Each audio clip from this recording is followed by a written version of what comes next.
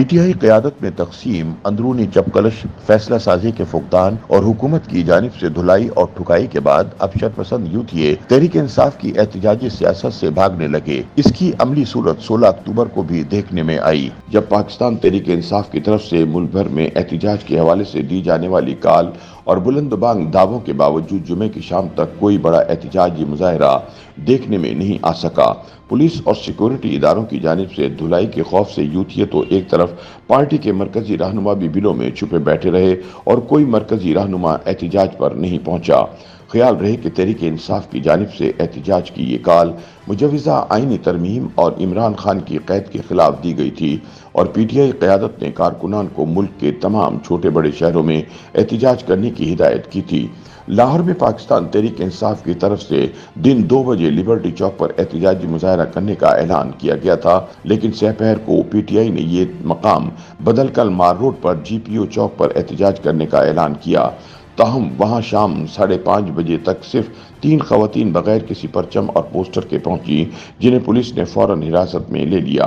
دوسری جانب فیصل آباد میں ہونے والے احتجاجی مظاہرے میں بھی کوئی درجن بھر لوگ شریک ہوئے اور وہ بھی زیادہ دیر تک اپنا احتجاج جاری نہ رکھ سکے۔ اسی طرح صوبے کے بعض بڑے شہروں سے پی ٹی آئی کے کارکنوں کی ٹولیوں کی صورت میں احتجاج کرنے کی اطلاعات ہیں، تاہم تحریک انصاف کسی بھی شہر میں کوئی بڑا مظاہرہ کرنے میں ناکام رہی۔ موجودہ صورتحال سے یہ سوال پیدا ہوتا ہے کہ آخر تحریک انصاف کے کارکن کیوں باہر نہیں نکلے؟ مبصرین کے مطابق اس بات میں کوئی دو رائے نہیں کہ تحریک انصاف کی احتجاج کی اس اپیل پر کوئی اچھا رد عمل دیکھنے میں نہیں آ سکا۔ اس کی کئی وجوہات ہو سکتی ہیں۔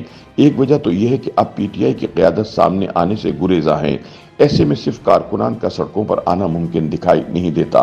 دوسری وجہ یہ ہے کہ ملک بھر میں احتجاج کے لیے دی جانے والی پی ٹی آئی کی اس کال سے پہلے پنجاب حکومت نے دفعہ 144 لگا کر صوبے بھر میں احتجاج کرنے پر پابندی عائد کر دی تھی، جبکہ قانون نافذ کرنے والے اداروں کی درخواست پر پنجاب حکومت نے اسکولوں، کالجوں اور یونیورسٹیوں کو بھی بند کر دیا تھا۔ احتجاج کی اس کال سے پہلے پنجاب کے بڑے شہروں میں پولیس نے پی ٹی آئی کے کارکنوں کے خلاف کریک ڈاؤن کرتے ہوئے ان کی گرفتاریوں کا سلسلہ جاری رکھا تھا۔ سیاسی حلقوں میں پی ٹی آئی کے متعدد ارکان پارلیمنٹ کے رشتہ داروں کے اٹھائے جانے کی اطلاعات بھی گردش کرتی رہیں۔ جمعے کو صبح سے ہی سڑکوں پر رکاوٹیں کھڑی کر کے راستے بند کیے گئے تھے۔ لاہور شہر کی عام سڑکوں پر پولیس کے مسلح اہلکار تعینات کیے گئے تھے، جبکہ لاہور کے لبرٹی چوک اور جی پی او چوک کو پولیس نے گھیرے میں لے رکھا تھا اور وہاں قیدیوں کو لے جانے والی بسیں اور واٹر کینن گاڑیاں بھی موجود تھیں۔ ایسے میں کارکنان کا احتجاج کے لیے سڑکوں پر نکلنا ناممکن ہو جاتا ہے۔ تجزیہ کاروں کے بقول مجموعی طور پر پی ٹی آئی کی احتجاج کی کال پر کارکنوں کا رد عمل کافی مایوس کن رہا۔ ان کا کہنا تھا کہ ایک وجہ یہ بھی ہے کہ پنجاب میں پی ٹی آئی کی پہلے اور دوسرے نمبر کی قیادت یا تو گرفتار ہے یا روپوش ہے۔ یہ عجیب بات ہے کہ یہاں احتجاج اور جلسے کی کامیابی کے لیے دوسرے صوبوں کے لوگ درکار ہوتے ہیں۔ سینئر صحافی اور تجزیہ کار سلمان غنی کے مطابق پی ٹی آئی کی اپنی صفوں میں اتحاد نہیں ہے۔ ان میں اس وقت 2 گروپ بن چکے ہیں۔ ایک گروپ احتجاج کے حق میں نہیں ہے، جبکہ جیلوں میں بیٹھے اور روپوش پی ٹی آئی لیڈروں کا گروپ اپنی مشکلات کے ازالے کے لیے عوامی احتجاج کا متمنی ہے۔ سلمان غنی کے خیال میں اس احتجاجی کال کی ناکامی کی ایک اور وجہ بغیر تیاری کے احتجاج کی کال دینا ہے۔